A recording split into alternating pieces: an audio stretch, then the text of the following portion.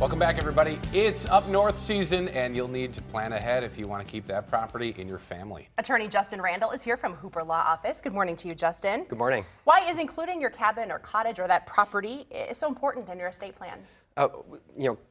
Cabin properties tend to be those legacy properties that people keep for generations, and there's also a lot of things that can create problems if you don't plan for them properly. Things like, how do you pay for expenses? Who gets to use the property and when? And what happens if somebody wants out of ownership? How do they value that? How do they get out, right?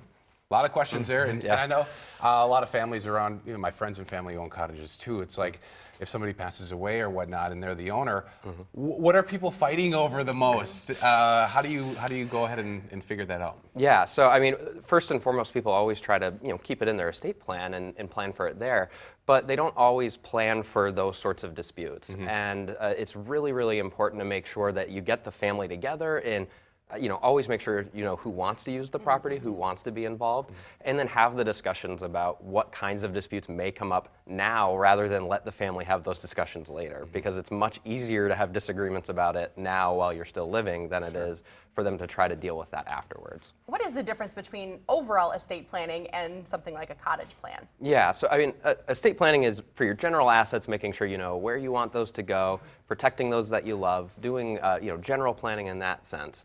Cabin planning is more involved with management, expenses, ownership in general, and how that ownership can pass after you're gone. It's really providing more of, almost in some sense, a business-like structure of how to deal with those sorts of difficulties. Obviously, it's really easy to come talk to you, but you have some books here, maybe some good reading material before they show up, right? Absolutely, yeah. So our green book there is our general estate planning, wills and trusts, powers of attorney, all of that.